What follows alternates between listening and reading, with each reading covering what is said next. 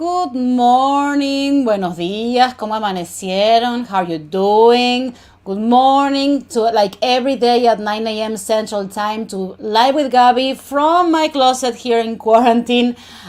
We are saying that this is your mini oasis every day to take 10 or 15 minutes for yourself in the beginning of your day to set your intention, to start the day with the right food, and to connect with each other. So as you know, I always take a minute to say hello to everybody in the different platforms because this is a simulcast that we're doing in different platforms. Today is October 23rd, Friday. I don't know where you live, but where I live here in Texas, in Dallas, it's raining. So I don't know how this weekend is gonna look like, but I plan to make the most out of it anyway.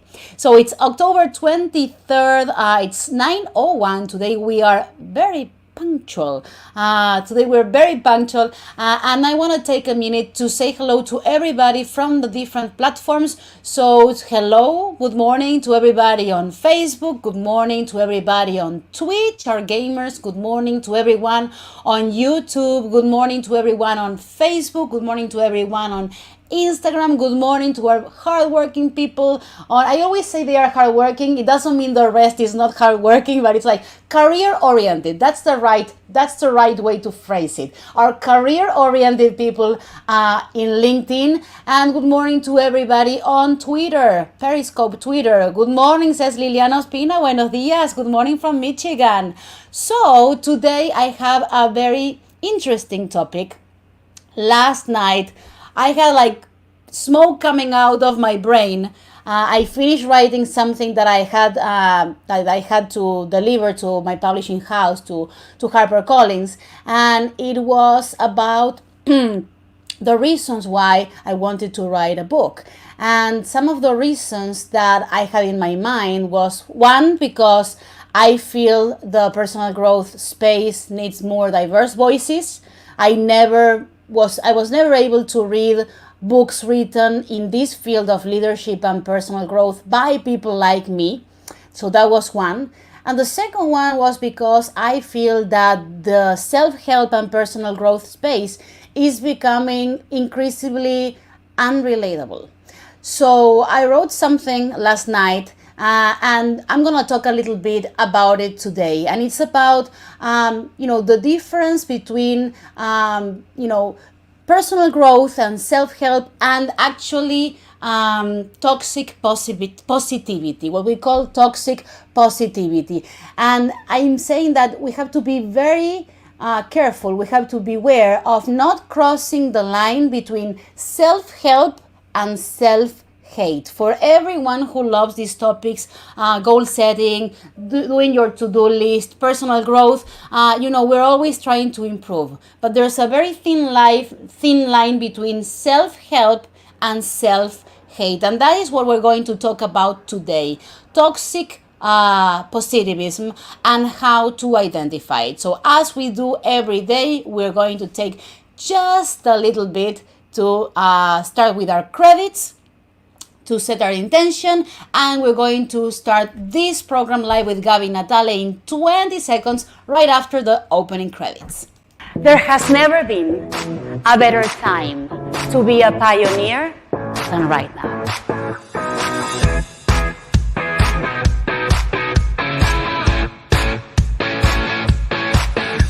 Diversity is beautiful! Thank you!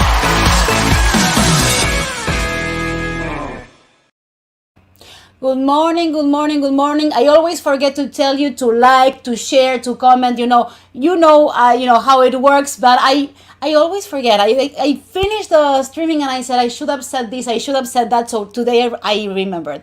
Like, comment, share. I love reading your comments. Rainy morning in Frisco, says Jordan and Evelyn. Jordan and Evelyn, besitos. Thank you so much for tuning in every day. Catalina Willerson, happy Friday. Happy Friday to you, Catalina, as well from Facebook. So let's talk about the topic of today. If you just tune in, today we are talking about what is toxic positivity. Beware of crossing the line between self-help and self-hate. self-hate. And this is something that I was thinking about a lot in the past times, and that I was writing about just yesterday for a deadline I had for my publishing house, HarperCollins Leadership. And it's something that, I've always had an ambivalent relationship with the self-help world. On one hand, growing up, I always had self-help books in next to my bed. I'm a big fan of the work of Dr. Wayne Dyer, and he was the person who I cried the most, that I never met in person, that I cried the most, that I never met when he died, because I felt a friend was leaving this planet, because when somebody's work is so meaningful to you, when somebody's work is there for you in your lowest points, that person is your friend, that person is your mentor, even if you have never met in person. So on one hand, I am somebody who reads and loves, and I'm an author in this space. But on the other hand, I am seeing things that I don't like happening in this personal growth, self-help, and leadership space. That's why I wanted to talk about toxic positivity, and tell me your experiences. If you like self-help, if you feel the same way, if you don't feel the same way. Martinez said, good morning, Gaby. George Torres says, saludos. Saludos, George, un beso. So first thing that I want to talk about is, what is toxic positivity? So toxic positivity is when you read, for example, if you're on Instagram, or you are reading a book, or you are talking to somebody, and the messages that you get is like, good vibes only happy thoughts, don't worry about anything, and you think about, there are things that are going in my life that are meaningful. There are things that we don't know what people are going through.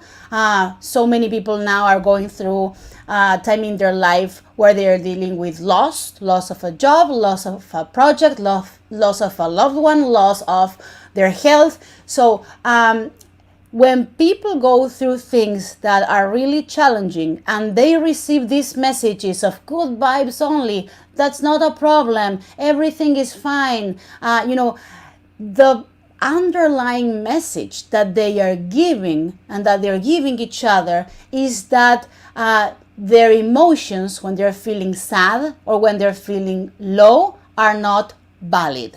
Their emotions when they're having a bad day are somehow wrong. And if you're a human and if you live in this planet Earth, you are going to experience a whole variety of emotions. And you cannot deny yourself from feeling what you're feeling. It doesn't mean that tomorrow might not be a better day. Tomorrow probably is going to be a better day. In the future, probably things are going to be better. But the fact that so many people tell each other that they should never be sad, they should never be low, makes people who are going through a tough time feel especially alone. Because it's not only that they are going through something that is difficult for them, but also they are punished if they express it. So that is at the core of what is toxic positivity. That's why I say that many times toxic positivity is unrelatable. When somebody is telling you all good vibes only, don't worry about it, everything is fine, everything is gonna be fine all the time, you somehow disconnect with that person. You disconnect with whoever is telling you that, because it's not validating the way you are feeling at the moment. And I believe there's also something else that needs to be said. I always feel like there's two kinds of optimism. There's one kind of optimism that comes from having inside of you the toolbox that comes from overcoming difficult situations. So in your mind, you say, things will work out. This is not my first rodeo. I have overcome before. I know things will be fine. Things will work out. Why? Because you have that toolkit of having overcome hardships, having overcome obstacles. That's one way of optimism. Now, there is another kind of optimism that comes from privilege. A kind of optimism that comes from never having to face the hardships that other people have to face. So the way people like that think is things will work out for me because they have always worked out for me. You see, it's very different. One thing is the optimism that comes born out of resilience. This is not my first rodeo. I know I have it in me to overcome adversity. Things will work out. That's one. And that is the one that moves me to my core. And the other one that comes from privilege is things will work out. They have always worked out for me. And this is an optimism that comes from privilege, that comes from entitlement, that comes from never having to face the hardships that other people had to face.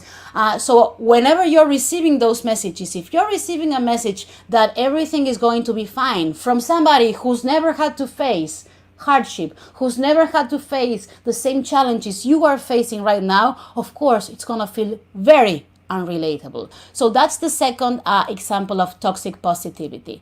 Now, the third one, and you have Diana here. Diana Munoz, good morning, Gabby. Happy Friday. Besitos, happy Friday.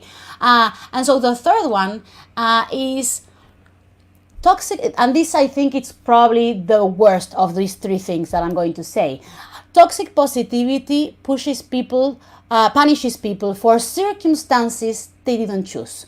So when you tell people that everything is going to be fine, when you tell people that their feelings are not valid if they feel low, when you tell people that if they didn't make it, the only problem was that you didn't want it enough, you're punishing them. You're punishing them many times for things that are beyond their control. So I think that is one of the most important things. When you're receiving a message from the self-help world, ask yourself, is this message a message that is empowering me?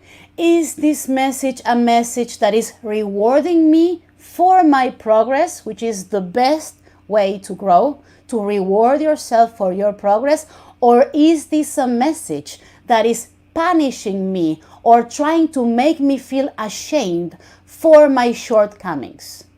If you have somebody in your life or in your books or in your environment that instead of rewarding you for your progress is punishing you for your shortcomings or trying to make you feel ashamed for your shortcomings or because you didn't meet a goal, then that's something that probably is toxic for you. That is not probably the way to grow. You're not going to create greatness from a deficiency mentality. You're not going to create greatness from a self-hate mentality. And that is what I had at the core of what I wrote yesterday. That as much as I am a fan and as much as I love so much this space, I always try to keep an open eye. I always try to keep myself alert for the things that I think might not be the best practices when it comes to sharing something that can improve your life. So those are the things that I had today that I wanted to discuss today. So to make a recap of what we had today to discuss is, what is toxic positivity? Beware of crossing the line between self-help and self-hate. Number one way to realize if something in your life is toxic positivity is the people, the messages, the books that are telling you that you should always be happy, that you should always be upbeat, that you should always be feeling fantastic, because those are the messages that are denying and invalidating some human experiences and some human emotions that are universal.